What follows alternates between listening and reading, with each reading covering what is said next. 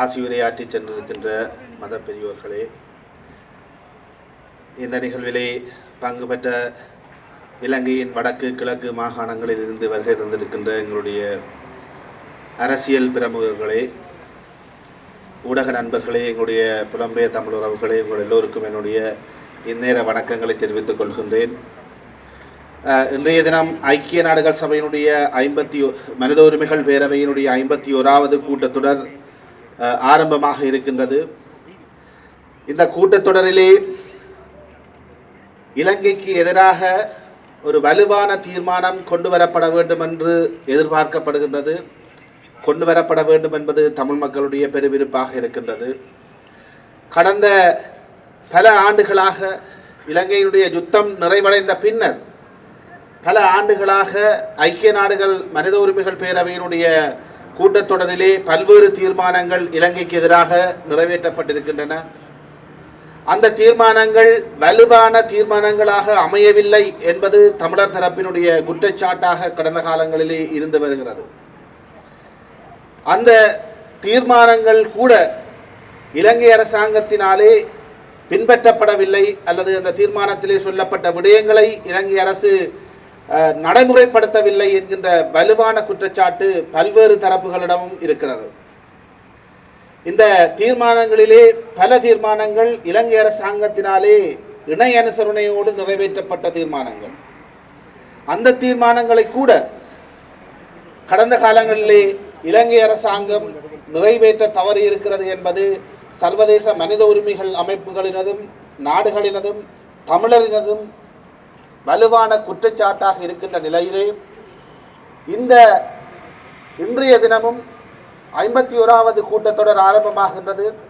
இந்த கூட்டத்தொடரிலே ஒரு கனதியான தீர்மானம் ஒன்று நிறைவேற்றப்பட வேண்டும் என்பது எங்களுடைய பெரும் எதிர்பார்ப்பாக இருக்கிறது, கோரிக்கையாக இருக்கிறது. அது தமிழர் தரப்பினுடைய ஒட்டுமொத்த கோரிக்கையாகவும் நான் அதை முன்வைக்கின்றேன். இலங்கையிலே 2009 வரையான காலப்பகுதியிலே தமிழ் மக்களுக்கு எதிராக இன அழிப்பு யுத்தம் நடைபெற்றது என்பது எங்களுடைய குற்றச்சாட்டாக இருக்கிறது. அதன் பின்னரும் கட்டமைப்பு சார் இன அழிப்பிலே இலங்கை அரசு ஈடுபட்டு வருகிறது என்பது தமிழர் தரப்பினுடைய மிகப்பெரிய குற்றச்சாட்டாக இருக்கிறது. 60 ஆண்டுகளுக்கு மேலாக 70 ஆண்டுகளுக்கு மேலாக தமிழினம் தங்களுடைய உரிமைக்காக போராடி வருகிறது. தங்களுடைய சமஷ்டி அடிப்படையிலான உரிமை வழங்கப்பட வேண்டும் என்று நாங்கள் நீண்ட காலமாக போராடி கொண்டிருக்கின்ற நிலையிலே எந்த ஒரு நிவாரணத்தையும் நாங்கள் இந்த மனித உரிமைகள் பேரவையினுடைய இந்த கூட்டத்தொடரினூடாக தீர்மானங்களினூடாக நாங்கள் அடையவில்லை என்பதுதான் எங்களுடைய ஆதங்கமாக ஏமாற்றமாக இருக்கிறது. எங்களை பொறுத்த மட்டிலே இந்த முறை ஐக்கிய நாடுகள் சபையினுடைய மனித உரிமைகள் பேரவையினுடைய தீர்மானத்திலே இலங்கையில் நடைபெற்ற இன அழிப்புக்கு எதிராக, அதிலே பொறுப்பானவர்களுக்கு எதிராக ஒரு சர்வதேச பொறிமுறை ஒன்றினூடாக ஒரு விசாரணை மேற்கொள்ளப்பட வேண்டும், அதனூடாக தமிழர் தரப்புக்கு ஒரு நீதி வழங்கப்பட வேண்டும் என்கின்ற வலுவான ஒரு தீர்மானம் ஐக்கிய நாடுகள் மனித உரிமைகள் பேரவையாலே நிறைவேற்றப்பட்டு அது ஐக்கிய நாடுகள் சபைக்கு சமர்ப்பிக்கப்பட்டு ஐக்கிய நாடுகள் சபை அந்த தீர்மானத்தின்படி இலங்கையிலே தமிழ் மக்களுக்கு எதிராக நடத்தப்பட்ட அந்த அநீதிகளுக்கு நீதியை பெற்றுக் கொடுப்பதற்காக சர்வதேச குற்றவியல் நீதிமன்றத்திலே அல்லது ஒரு தற்காலிக நீதிமன்றம் ஒன்றிலே இந்த விசாரணை பொறிமுறையை ஆரம்பிக்க வேண்டும் என்பது எங்களுடைய வலுவான கோரிக்கையாக இருக்கிறது. ஆகவே நாங்கள் வலுவாக நம்புகிறோம், இந்த முறை மனித உரிமைகள் பேரவையினுடைய தீர்மானத்திலே இந்த விடயங்கள் நிறைவேற்றப்படும், உள்ளடக்கப்படும். தமிழ் மக்களுக்கு ஒரு சமஷ்டி அடிப்படையிலான தீர்வை வழங்குவதற்கு இலங்கை அரசாங்கம் முன்வர வேண்டும் என்கின்ற ஒரு தீர்மானத்தையும் இந்த தீர்மானத்திலே உள்வாங்க வேண்டும் என்ற கோரிக்கையை நாங்கள் தமிழ் மக்கள் சார்பிலே முன்வைக்கின்றோம். இலங்கை அரசாங்கம் இதுவரை காலமும் தமிழ் மக்களுக்கு எதிராக இன அழிப்பை நடத்தி கொண்டிருந்த நிலையில் இந்த ஆண்டிலே தன்னுடைய சொந்த மக்களுக்கு எதிராகவும் அரசாங்கத்துக்கு எதிராக போராடியவர்களுக்கு எதிராகவும் தன்னுடைய கரங்களை நீட்டியிருக்கிறது.